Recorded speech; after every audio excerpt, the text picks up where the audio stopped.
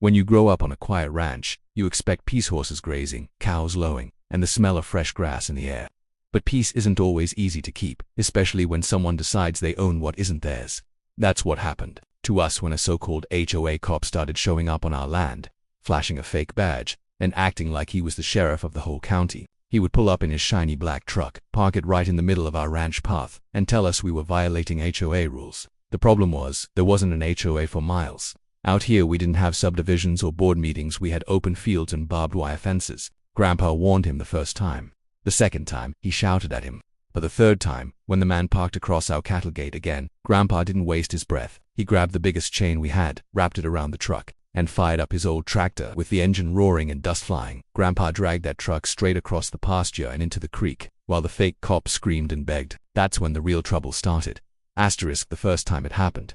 It was late spring, the kind of morning where the air feels cool enough to keep your shirt sleeves rolled down but warm enough that you can smell the damp earth baking under the sun. Grandpa and I were out by the east pasture, stretching wire along the fence line. I remember the sound of the metal spool whining every time I pulled, and the rough leather gloves digging into my palms. The pasture rolled out green and wide, dotted with yellow wildflowers that swayed in the wind like little flags. Horses grazed lazily in the distance, swishing their tails, and the creek down below was gurgling loud after a week of good rain. It felt like one of those calm, simple mornings you get used to when you live on a ranch. Nothing seemed unusual until we heard the tires. It wasn't just the sound of tires either. It was the slow crunch of gravel, deliberate and heavy, the kind that doesn't belong on our road unless somebody means to come in. Grandpa froze mid-pull and tilted his head, listening. His gray hair was tucked under his sweat-stained hat, and I could see his jaw tightening. Out here we don't get surprise visitors. Neighbors call ahead, family pulls and honking, and delivery trucks usually stop down by the county road. Whoever this was, they weren't expected. We dropped the wire and stepped back, wiping our hands. A big, shiny black truck rolled into view around the bend. It was spotless, polished to the point where sunlight bounced off its hood like a mirror. Chrome grille, dark-tinted windows, fat new tires. It looked like the kind of truck a city man would bring to a car show, not something you'd see bouncing down dusty ranch roads. The engine rumbled low, smooth, too smooth for these parts. I remember thinking how out of place it looked, like a crow among sparrows.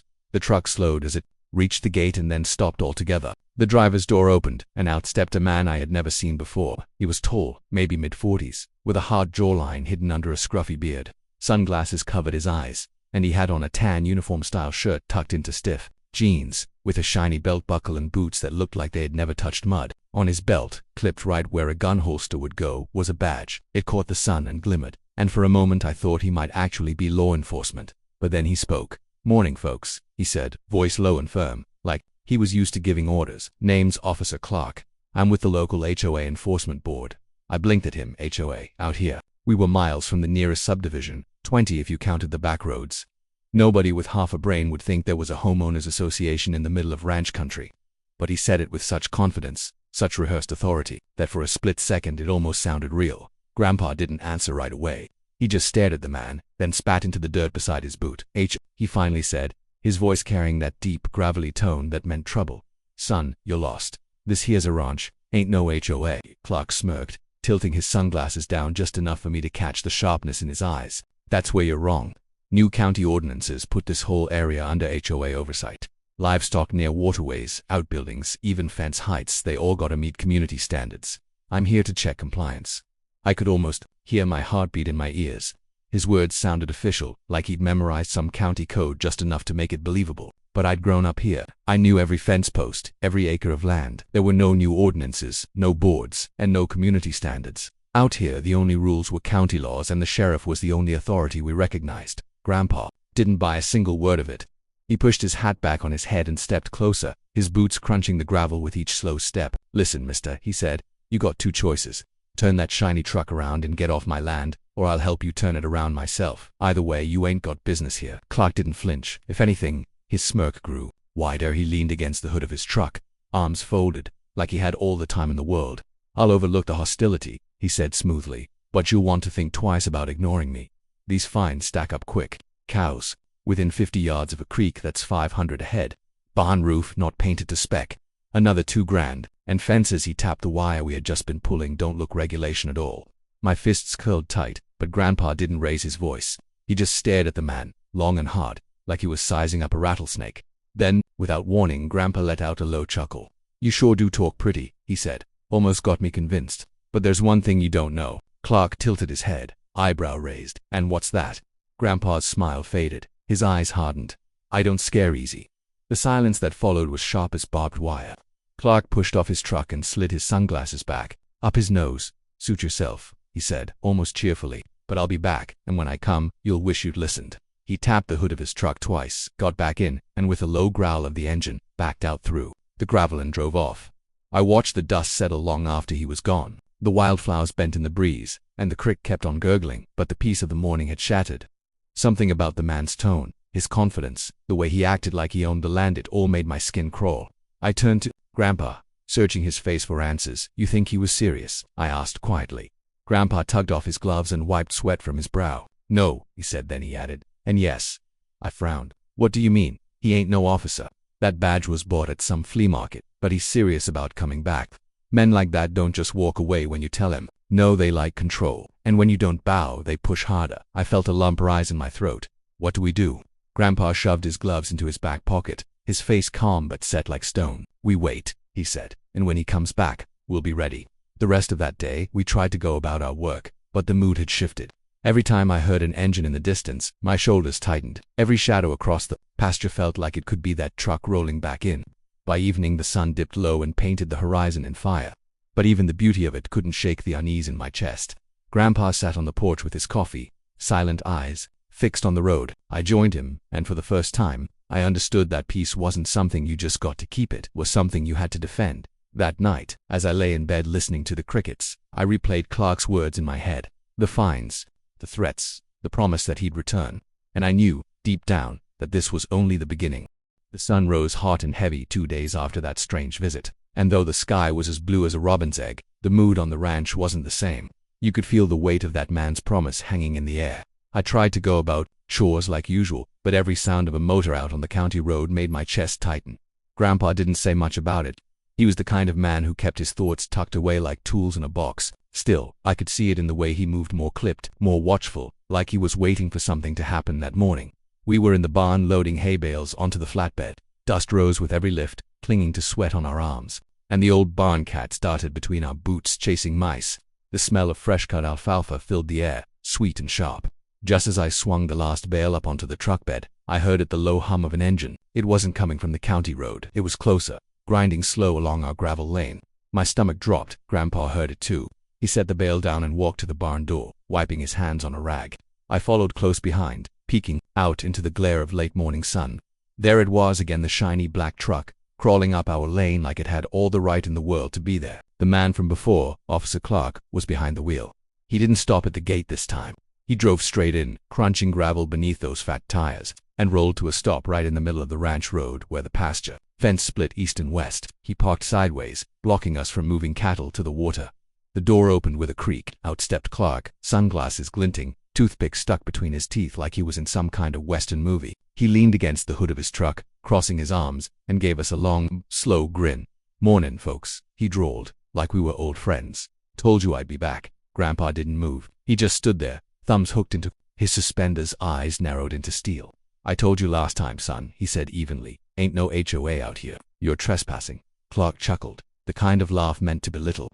"Now, don't be difficult. I'm just here to do my job. These violations don't disappear because you don't like hearing about them." I felt heat crawl up the back of my neck. "What violations?" I burst out before I could stop myself. "This is a ranch, not some subdivision with matching mailboxes. You don't belong here." His smirk faltered for a second, but he quickly recovered. He pulled a folded paper from his back pocket and waved it like a ticket. "Cows within restricted distance of a natural water source, improper fencing, unauthorized structures, fines total." He paused for effect, pretending to calculate. "Let's call it $2,500. Pay today and I'll mark it settled. Otherwise, penalties arise." Grandpa's laugh boomed through the barnyard, deep and sharp like a hammer striking an anvil. "You expect me to hand you cash because you scribbled on a piece of paper? You got the wrong fool." Clark's jaw tightened, but his voice stayed. "Smooth you think I'm playing? You refuse. I come back with more muscle. Then it won't be so polite."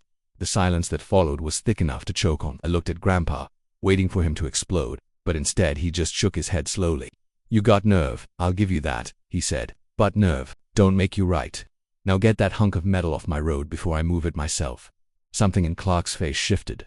The fake friendliness peeled back, leaving something harder, meaner. He spat his toothpick onto the ground and leaned in close enough that I could see his stubble bristle. "You'll regret this, old man," he hissed. "You don't know who you're messing with." Grandpa didn't flinch. He bent slightly, so they were eye to eye. "Neither do you," he said softly. For a long moment, they just stared at each other, two bulls locked in a silent fight. Then Clark straightened, slid his sunglasses back up, and marched to his truck. He slammed the door hard enough to rattle the mirrors, revved the engine, and peeled out in a spray of gravel. The dust cloud lingered long after the roar of his motor faded. I let out a shaky breath I hadn't realized I'd been holding. "Grandpa," I whispered, "what if he really comes back with people? What if Grandpa held up a hand?" His eyes were calm, but his voice carried an edge sharp as barbed wire. "He's bluffing. Men like him thrive on fear. The trick is, you don't give it to them." Still, I couldn't shake the look Clark had given us. It wasn't the look of a man who planned to walk away. It was the look of someone who felt challenged. Someone who would push harder just to prove he could. That evening, after chores, I found Grandpa in the barn again. He had the big chains laid out across a workbench, running his hands along the links to check for cracks. The tractor sat nearby, its engine hood propped open as he wiped down the parts with practiced care. The smell of oil and grease filled the air. "You think he's coming back soon?" I asked quietly. Grandpa didn't look up. "I think he's stupid enough to try." "What are you gonna do?" He glanced at me then, a faint glint in his eye. "Teach him something he won't forget." I didn't push for details, but as I watched him polish the chain until it gleamed under the lantern light, I realized Grandpa wasn't just preparing for chores anymore. He was preparing for a fight. The next day passed without incident. So did the one after. Life returned, at least on the surface, to normal. We herded cattle, fixed troughs, mended fences, but beneath it all, a current of tension hummed, constant and unspoken. Every evening, Grandpa would sit on the porch, sipping coffee, staring at the horizon as though expecting the black truck to appear out of thin air. And every night, before heading inside, he'd check the tractor one last time. I tried to tell myself maybe Clark had given up. Maybe he'd realized his scam wouldn't work here. But deep down, I knew better. Some men don't walk away when you stand your ground. Some men see defiance as a challenge. And Clark struck me as exactly that kind. I didn't know when he'd come back. I didn't know how far he'd go. But I knew one thing for sure. When he returned, Grandpa would be ready. And this time, it wouldn't just be words. The third time he came, it wasn't morning. It was a Saturday afternoon, hot and heavy with the kind of heat that makes sweat stick to your shirt and turns the air into a wavering haze. Grandpa and I had been at it since sunrise, moving hay, bales and checking the cattle down in the south pasture.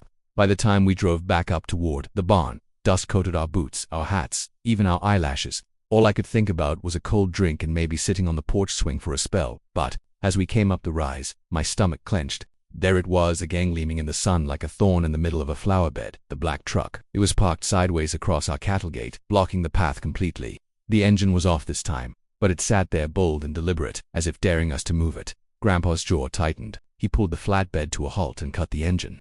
For a long moment, he didn't move. He just sat there, eyes locked on the truck, like a hunter sizing up a coyote. Then he muttered, "That's it." His voice was quiet, but the kind of quiet that carried more weight than shouting. The driver's door swung open, and out stepped Clark. He looked more smug than ever, chewing on another toothpick, sunglasses hiding his eyes. He leaned against the hood of his truck like it was his throne and spread his arms wide. "Well, well," he said, voice dripping with fake cheer.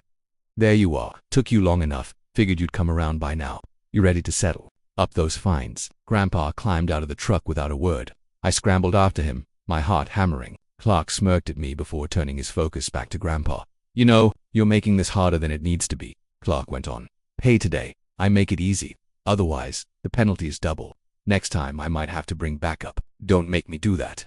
Grandpa finally spoke, his voice low and calm. "You picked the wrong ranch, son. You think I'll be bullied on my own land? Not today." Clark chuckled, shaking his head like he was humoring a stubborn child. "Suit yourself, but you'll regret it. That was the last straw." Grandpa turned on his heel and walked straight into the barn. My pulse raced. I had no idea what he was about to do.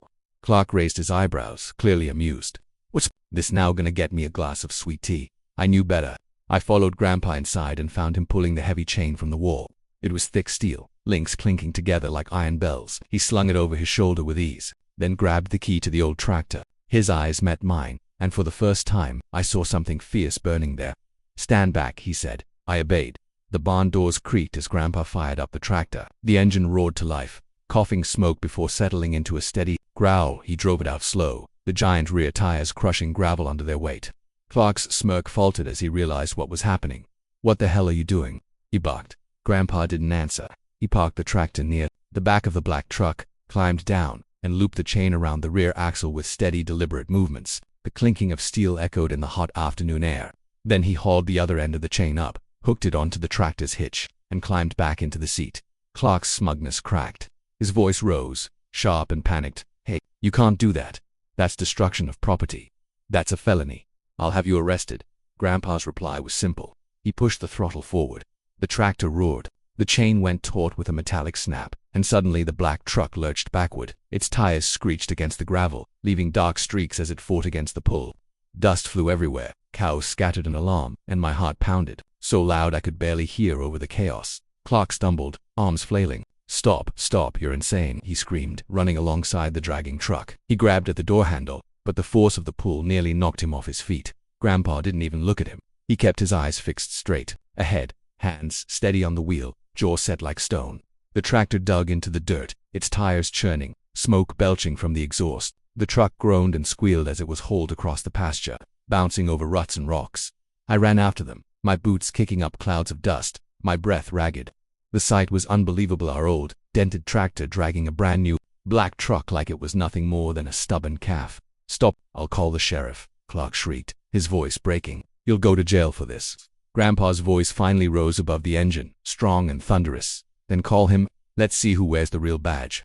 The tractor pulled the truck downhill, toward the creek that cut across our land. The water shimmered in the sun, swollen from recent rains. Clark saw where they were headed and went pale beneath his scruff. He sprinted ahead, trying to block Grandpa's path, waving his arms frantically. "Don't do this. You'll ruin it. You'll pay for this," he shouted, but his words were drowned by the roar of the tractor and the grinding screech of metal. With one final pull, the tractor dragged the truck over the edge of the bank. The vehicle tilted, groaned, and then crashed into the creek with a tremendous splash. Water surged up around it, rushing into the cab, mud sucking at the tires. The windshield cracked like a spiderweb, and the hood crumpled against a hidden boulder beneath the surface. For a moment, everything went still. The only sounds were the gurgle of the creek and Clark's ragged breathing. He dropped to his knees in the dirt, staring at his ruined truck like it was his whole world gone. Grandpa cut the engine and climbed down from the tractor. He walked up to Clark, his boots squishing into the mud, and looked him dead in the eye. "Is my land," he said firmly. "You come back again, it won't be just your truck I drag." Clark's mouth opened and closed, but no words came out. His face was red, then pale, then red again, like a man who couldn't decide whether to scream or cry. He finally managed to croak, You'll pay for this. You'll regret this." Grandpa leaned close, his voice a low growl. "No, son, you will." Then he turned away, wiping his hands on his jeans as if he'd just finished fixing a fence, not wrecking a man's pride and joy. I stood frozen, heart racing, adrenaline coursing through me. I couldn't believe what I had just seen. Part of me was terrified, but another part deep down felt something close to pride. Grandpa had done what he said he would. He hadn't bluffed. He had stood his ground the only way he knew how. Clark staggered toward the creek, boots sinking into the mud, shouting curses that echoed through the pasture. But the truck wasn't going anywhere. It sat half submerged, ruined, water swirling through its shattered windows. Grandpa didn't look back. He climbed onto the tractor, drove it slowly back toward the barn, and parked it neatly as though nothing unusual had happened. He unhooked the chain, coiled it back onto the wall, and dusted off his hands. When I finally found my voice, it came out shaky. "Grandpa, was that legal?" He gave me a long, steady look. "Might not be," he admitted, "but it was right." That night, as the crickets sang and the stars came out, I couldn't shake the image of that truck sinking into the creek. I knew Clark wouldn't just disappear after this. He was too full of pride, too angry. But I also knew something else. Grandpa wasn't afraid. And maybe, just maybe, I didn't have to be either. The truck sat half sunk in the creek like a dead animal, water bubbling around its bent hood, the smell of oil and mud mixing in the warm air. Clark was still pacing on the bank, cursing and kicking at the dirt, while Grandpa had gone about his business as though nothing had happened. He had the tractor parked back in the barn, chain neatly coiled, and was now sitting on the porch steps wiping the sweat from his brow. I hovered nearby, my nerves buzzing like a live wire. Every time Clark shouted something, my stomach jumped. He wasn't just angry, he was desperate, like a man who knew his bluff had finally been called. Then we heard it, the sound of sirens in the distance. My breath caught. Clark must have called the law. The wail grew louder, bouncing off the pastures until a tan county cruiser and a deputy's SUV turned down our lane in a cloud of dust. Their lights flashed red and blue across the barn and the fields, painting the scene in a surreal glow. Clark straightened up the moment he saw them. His whole posture changed. He puffed out his chest, waved his arms, and started shouting like he'd won. Over here, he cried, running toward the road. "Arrest him. This man destroyed my property." He assaulted an officer of the HOA. The sheriff's door swung open, and out stepped Sheriff Dalton, a broad-shouldered man with a weathered face and a mustache that had gone more gray than black. I'd known him since I was little. He'd come by the ranch plenty of times to chat with Grandpa or check on stray cattle. He was the kind of man who didn't spook easy. He adjusted his hat against the sun and looked at Clark with a mixture of confusion and suspicion. "Officer of what now?" Dalton asked, his voice carrying across the yard. Clark jabbed a finger toward Grandpa, his face red and twisted. "The old man, he attacked me. He dragged my truck into the creek. I'm an HOA officer, and he's resisting lawful enforcement." The deputies exchanged glances. One of them, a younger man with freckles, tried to stifle a laugh but failed. Sheriff Dalton frowned, walked a few steps closer, and eyed the badge on Clark's belt. "HOA officer. Son, where exactly do you think you are?" Clark adjusted his sunglasses and puffed himself up even more. "I'm with the Homeowners Association enforcement team. This property is under HOA jurisdiction. These cattle are in violation of waterway regulations, and the fencing doesn't meet standards. I was here legally. He broke the law by damaging my vehicle." Dalton was quiet for a long moment. Then, slow as molasses, he reached out and plucked the badge off Clark's belt. He held it up, turning it in the light. From where I stood, I could see it was nothing more than a cheap tin badge, the kind you'd find at a flea market or maybe a costume shop. Dalton narrowed his eyes.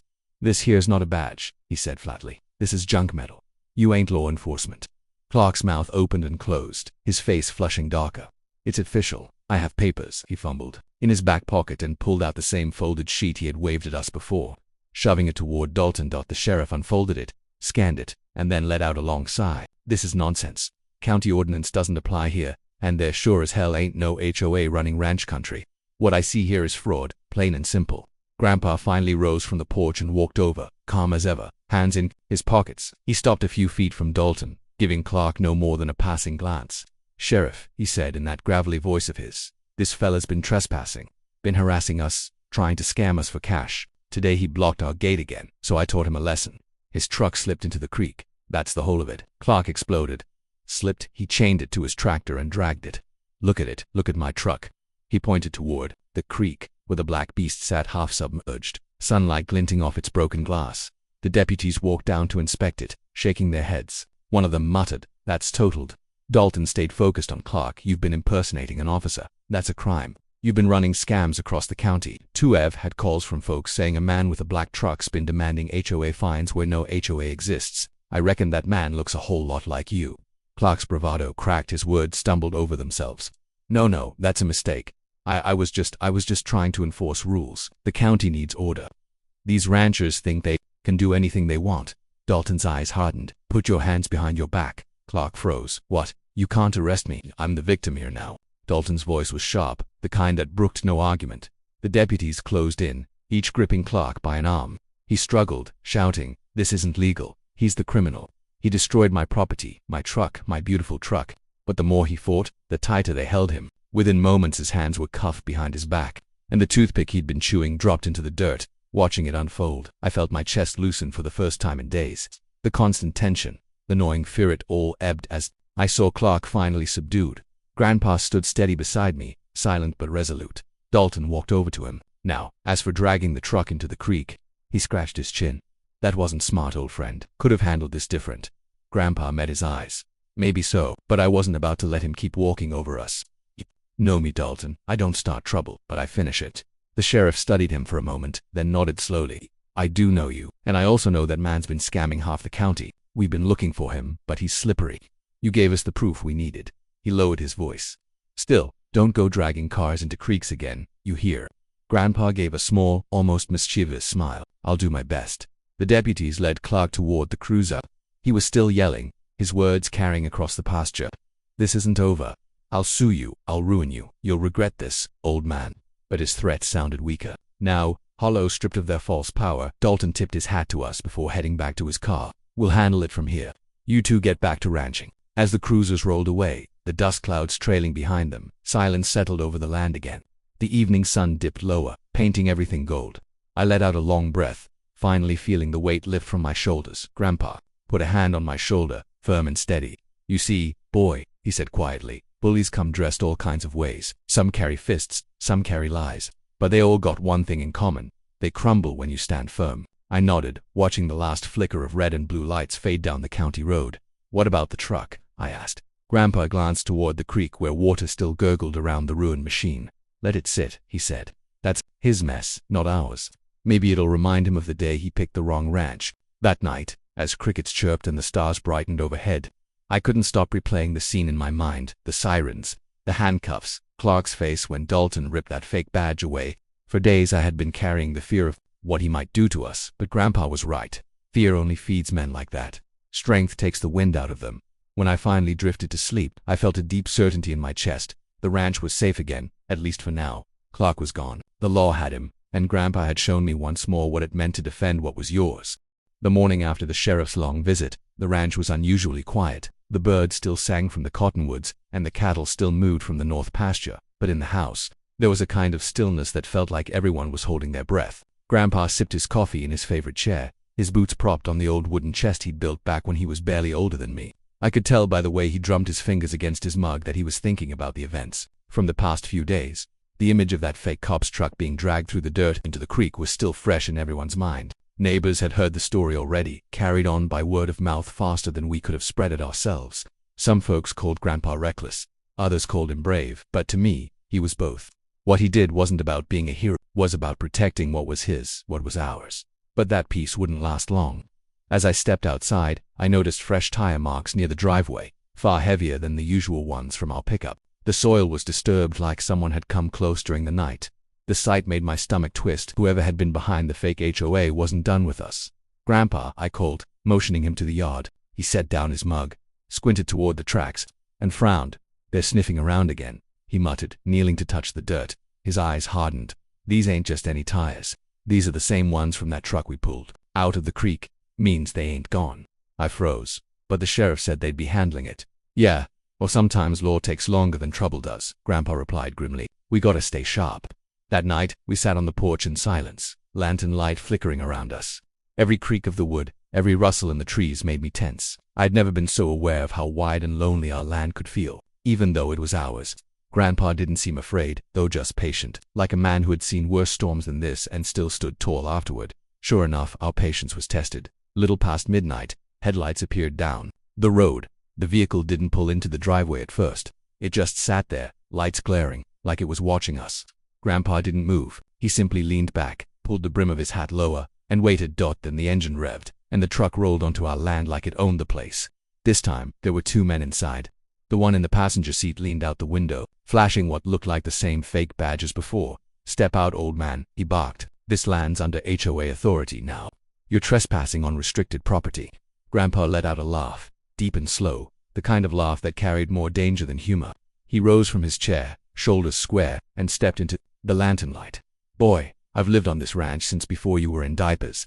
You got no right here, and if you think a cheap badge and a loud mouth will scare me, you're dead wrong. The man smirked, then spit on the ground. You think dragging one of our trucks into a creek makes you untouchable? You've got no idea who you're dealing with. Before Grandpa could reply, I heard another engine in the distance. My heart sank. More of them.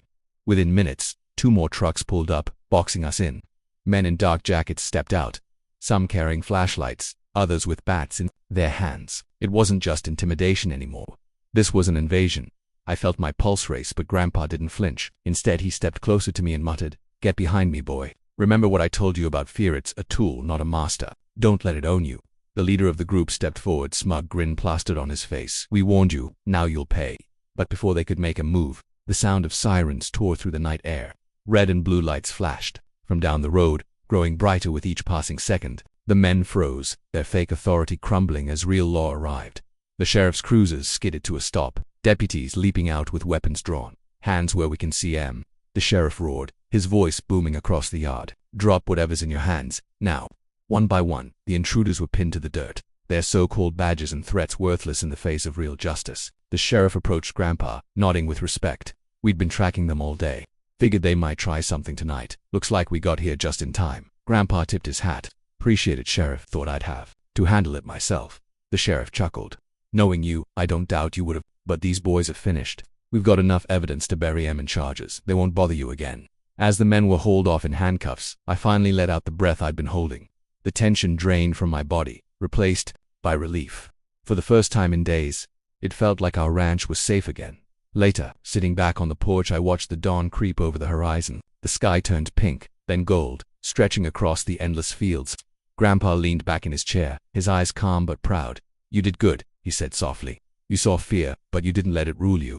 That's how we keep this ranch, and everything we stand for, alive." I nodded, realizing then that the story wasn't just about trucks or fake cops or even the HOA. It was about strength. The kind passed down from one generation to the next. The kind that stood firm no matter who tried to take it away. The creek still whispered nearby, its water carrying the memory of that chained truck. A reminder that no one could ever truly own us but ourselves, and as long as Grandpa sat on that porch, boots planted firmly on the land he built with his hands, I knew our ranch would remain unshaken, because some battles aren't fought with fists or guns. They're fought with grit, with stubbornness, and with the unyielding truth that no badge, real or fake, could ever erase that night. As I closed my eyes, I realized the lesson Grandpa had been teaching me all along. Land don't just belong to the people who live on it. People belong to the land. And once it's in your blood, nobody can take it away. The ranch was ours. It always would be. If you enjoyed this story, don't forget to like, share, comment, and subscribe to my YouTube channel, Bright Reality, for more powerful real-life inspired stories.